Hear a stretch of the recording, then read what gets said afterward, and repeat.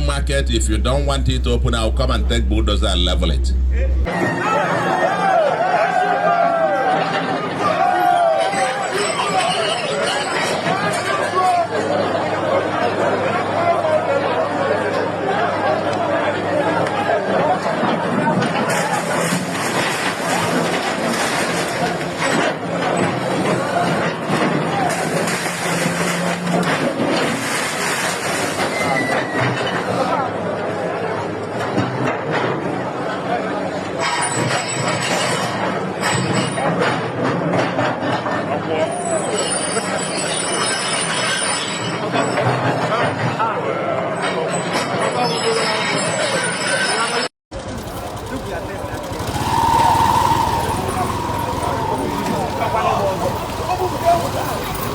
See that.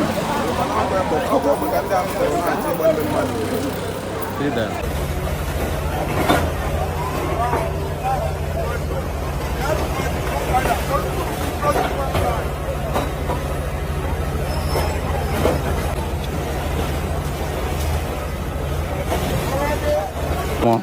All this shop now, they move. Our governor, I beg you. And this thing they pay me, not be a come market, no come market. You see? All this shop now where market now. This thing now they pay me. People now we get this shop now, what did they go do? Ya adele anyemwa bakwazi alondi anamba lulu go option 2. Soludo, you are dead already. I just want to tell you that you are dead already. Gento is telling you this. I don't have much to tell you. Galiru, Wailigi, because we are coming. Soludo, Galiru, Wailigi, because we are Biafrans, we are coming. A lot they happen for Anambra currently right now. This one are the current audit of waiting they go on. I won't make you watch this video from the starting to the end. You go hear everything. Even people who don't sue Soludo for damage, billions will be saying go pay for damage, and people we don't even go can't say market day. A lot where they go on right now, and people will be say they go demolish their shops because of not opening, and people will be say they go lock down their shops. So pay attention what this one are the current update where they go on presently right now. Since Soludo don't already say Biafrans they no go drink water, keep cup, say you must make sure say you put fire for their body, and gentle don't they go after Soludo right now. Share this video to everyone on every social media platform so that they go day alert of waiting they go on presently right now today. Share this video right now waiting they go on for Anambra right now, and drop your opinion at the comment section. Don't forget to click the subscribe button for more updates. Now the only and if you take encourage supporters, click the subscribe button right now and share and drop your opinion at the comment section. Alright, so guys, Soludo Abayegokwe another one chance now keep out because human rights lawyer na barrister Ike has dragged Soludo to the Federal High Court, and he is demanding that Soludo Gako Onitsha traders 2 billion damage for closing their market. Whether if this thing linger, it will result to something else. Now, let me read out this update I saw from Sahara Reporters about 40 minutes ago. The update says, breaking, Soludo drags to court over illegal shutdown of Onitsha market to pay 2 billion damages to traders. Human rights lawyer Barrister Ike has filed a suit at the Federal High Court in Abuja against the governor of Anambra State, Chukwuma Charles Soludo, the Attorney General of Anambra State, the Commissioner of the Police of Anambra State, and the Inspector General of Police. Ndia filed this particular suit against, and the update continues to say the suit is over the closure of the Onitsha main market and other markets in the state over traders' continued observance of Monday sit at home. In the suit he filed under the Fundamental Rights Enforcement Procedure Rules 2009, Obasi argued that the closure of the market violates the traders' fundamental rights, including personal liberty, freedom from forced labor, human dignity, freedom of movement, freedom of peaceful assembly and association, right to privacy, economic development, and freedom of expression as guaranteed under the 1999 Constitution of the Federal Republic of Nigeria, as amended, and the African Charter on Human Rights and People's Rights Ratification and Enforcement Act, CAPA 9, 2011. Let's continue. Obasi, who is representing the traders of Onitsha in a public interest litigation, said he became aware of the disputes after coming across a viral video where Governor Soludo directed that markets in Onitsha and across the state must be open from Monday to Saturday, with the warning that traders who fail to comply should leave the state. Markets are open Monday to Saturday. If you are not prepared to open your shop Monday to Saturday, then leave Anambra, go elsewhere, period. Soludo had said during an unscheduled visit to Onitsha main market on Monday, January 26, 2026. The lawyer stated in the suit that from January 27, 2026, the police operatives acting under the instruction of the state government enforced the shutdown, leading to civil unrest, unlawful arrest, tear gassing, and economic hardship for the traders. In his affidavit in support of the originating motion, Obasi described the Enforcement Act as a gross violation of traders' fundamental rights. He emphasized that the voluntary sit-at-home was a form of lawful protest protected under Section 39 of the Nigerian Constitution and the Article 9 of the African Charter. He further urged that the government's acts constituted forced labor, breached human dignity, and unlawfully restricted the traders' freedom of movement, association, and economic activity. In the suit, Obasi sought a declaration that the threat to shut down Onitsha market and traders' shop as a sanction for observing a lawful sit-at-home on January 26, 2026 by the governor amounts to a violation of fundamental rights to personal liberty, peaceful assembly and association, freedom of movement, and economic, social, and cultural development.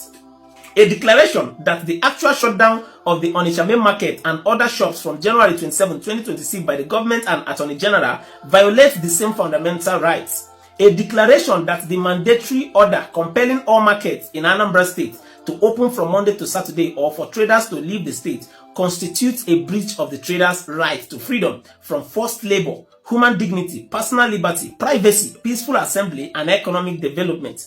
A declaration that the enforcement of the shutdown by the police operative constitutes a violation of the traders' right to assembly, association, freedom of movement, and economic development.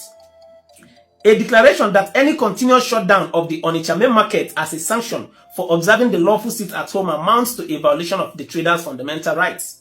A declaration that observing the lawful sit-at-home is an exercise of the traders' fundamental right to peaceful protest and lawful expression.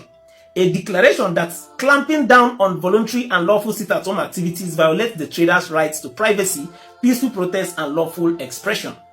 Obasi also asked the court to issue an order that the threat to shut down Onitsha main market in Anambra and the shops of all traders as sanction for observing a lawful sit-at-home by the first respondent amounts to flagrant violation of the fundamental right to personal liberty, peaceful association and assembly, freedom of movement, and right to their economic, social, and cultural development of Onitsha traders as guaranteed under Section 35, 40, and 41 of the 1999 Constitution of the Federal Republic of Nigeria as amended, and Articles 2, 6, 10, 11, 12, and 22 of the African Charter on Human Rights and People's Rights, Ratification and Enforcement Act, CAP, AC, VOL 1, Laws of the Federation of Nigeria 2011.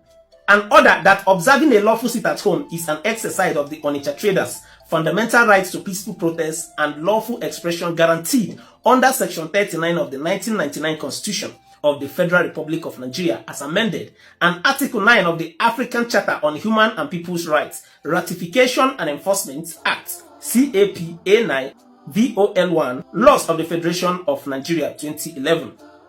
An order of injunction mandating the first and second respondents, the governor and attorney general, to rescind the order for the shutdown of Onitsha market and to further restrain the third and the fourth respondent, their officers, agents, servants, privates, or acting through any person or persons, however, so called, from further enforcing the illegal shutdown. Obasi also demand 2 billion naira in damage against the governor who engaged the police to force the unlawful act of violating the traders' fundamental rights. He further demanded 50 million in damages against the commissioner of police in the state, the IGP, and their officers for engaging in an unlawful act of violating the traders' fundamental rights. In his written address supporting the originating motion, Obasi cited case law, emphasizing that the general damage may be awarded for violations of fundamental rights, particularly where action by authorities results in economic and psychological harm to affected individuals. So, this thing, if it lingers, Nando Waitero will come out to stand for these traders. These people are being oppressed by the government because they have nobody to speak for them. Thank God that human rights lawyers, those who know the rights of every citizen, those who know what it means to have your own rights, you understand what it means to own a personal business, and somebody comes to shut it down for you, telling you that if you don't want to trade, you should go to other states. These people are beginning to speak out, and they are now being concerned about what is happening in Anambra State. I got fuck at this one guy ending. It is true that Soludo is a governor, but a governor who does not follow the law and enforce anything on people illegally, forcing them to come out of their own will, he will face the law anyway. So we'll now find out what will actually transpire in court after this sitting. So this is the update I need with now. So if you watch the video to this length, share your thoughts and opinion on the comment section. What do you think? Do you think that this person who is actually coming out to stand for these traders will actually win in court? Do you think the governor will actually ride over this? What is your thought? Share it on the comment section. To start the video. The Southeast is facing another moment of confusion. One public statement says the February 2nd sit-at-home is fraudulent and should be ignored. Another public statement says it is official and must hold. Both statements are linked to people associated with IPOB. So the question many residents are asking is simple. Who truly speaks for IPOB? And more importantly, what does this disagreement mean for ordinary people in Southeast? Today we will break everything down. A directive began circulating online announcing the total sit-at-home on Monday, February 2nd. The reason given was solidarity with Onitsha traders and continued protests connected to the detention of Mazen Nnamdi Kanu. And the statement was issued in the name of IPOB spokesman, Emma Powerful. However, shortly something happened. Barrister Ifeanyi Ejiofor released a counter statement. He described the sit-at-home order as fraudulent and urged residents to ignore it. Now, here is the important clarification. Before we continue, I want you to note, Barrister Ifeanyi Ejiofor has been disengaged as an IPOB lawyer. He's no longer representing IPOB. The lawyers publicly known to be representing IPOB in recent times are Barrister Aloy Jimako and Barrister Maxwell Opara. That fact changes how we must analyze the situation. I don't know whether Ejiofor is still a member of IPOB or he still has something to do with IPOB, and but we are aware he was disengaged and Ejimako and Maxwell carried on with the matter. So note this while we go, because it raises a key question. So you wonder, in what capacity was Ejiofor speaking? So Emma Powerful responded firmly and immediately. He stated that a non-member cannot speak for IPOB. Wow. He maintained that the February 2nd sit-at-home directive was official and legitimate. He also emphasized that IPOB's chain of command remains intact and that directives come from recognized leadership within the movement. That is what they're trying to do. So now we have two positions. Position one, the sit-at-home is fraudulent and should be ignored. That is Ejiofor's position. Now position two, the sit-at-home is official and must hold. And the person rejecting it is no longer officially representing IPOB. And even if he's representing IPOB, I think on the legal matters, I don't know, but I'm seeing things from an onlooker's angle, based on what we know, what we have seen.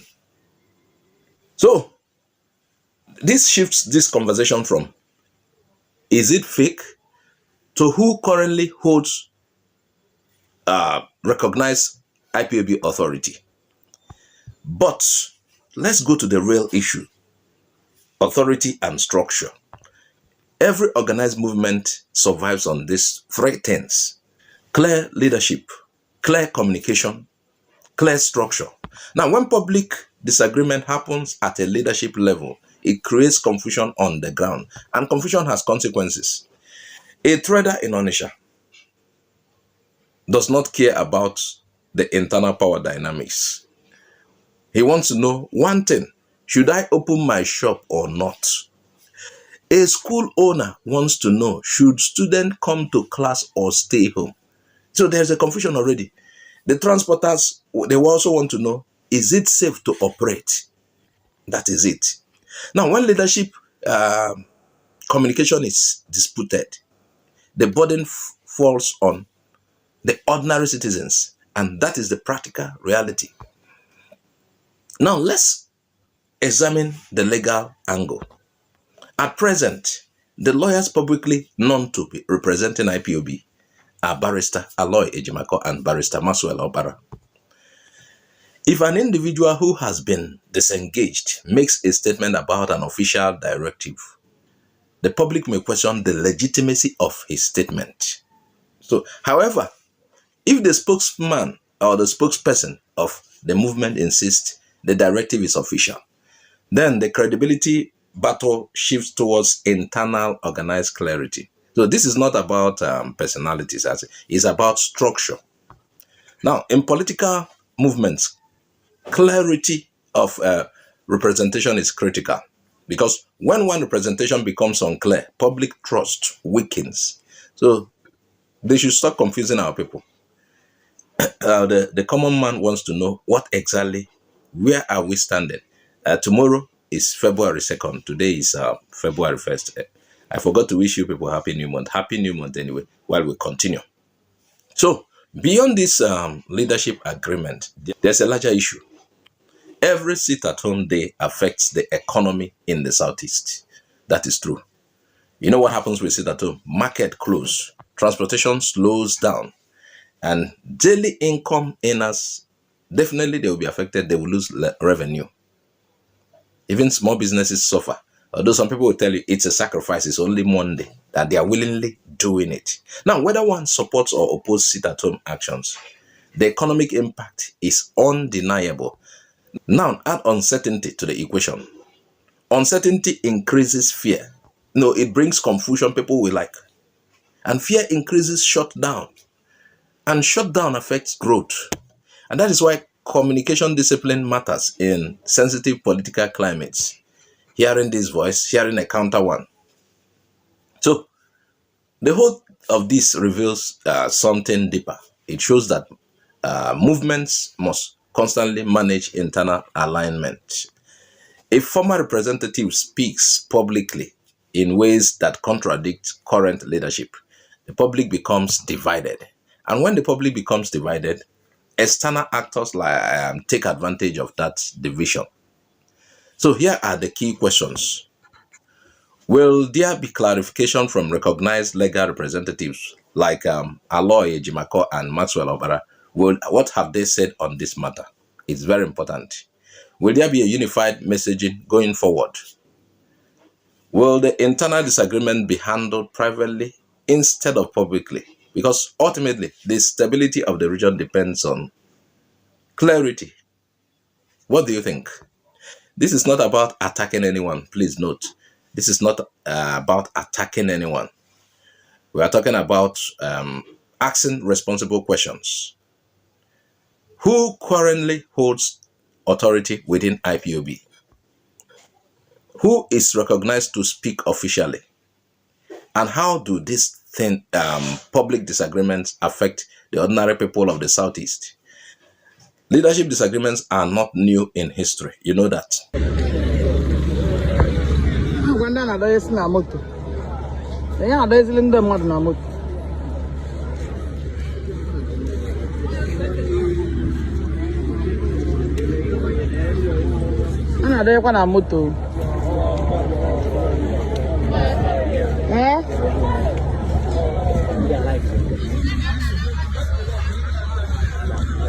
Soludo have rendered Indian Anambra useless today.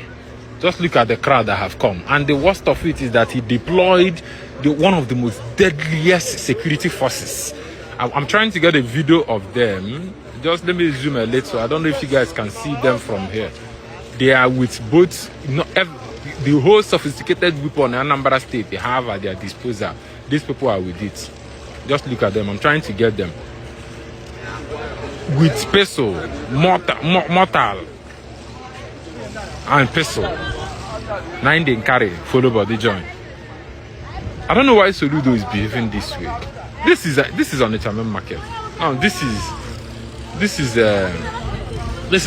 the River Niger, the famous River Niger. And if you could be able to cross over to the other side now, you've entered the main gate that leads you towards Onitsha main market.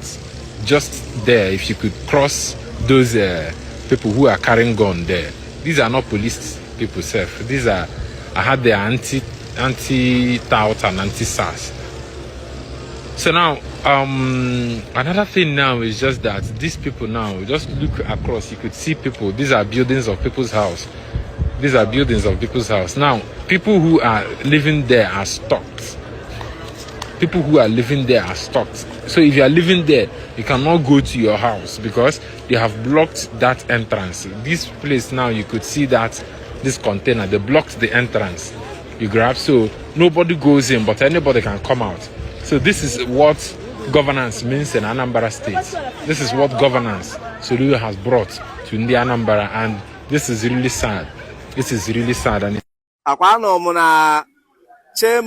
chairman ndị line niile nọ n'ime market Onitsha ka akpọsi meeting wee gwa ha na eruo Monday onwe onye ọbụla na-akpọpeghị shop ya si detu afọ ya n'akwụkwọ ka chụpụ ya na shop ya. Ihe agbasakwara enweghị ọbụla ọsọ gị mee Soludo ka anyị ghara na-ekwu maka Nnamdi Kanu. Ifuru modest at home anyị anọsịghị ya tinye jara. O nwekwa ihe ngwa agụ ụsọ nwekwara anwụ na ahụ ụsọ nwụrụ anwụ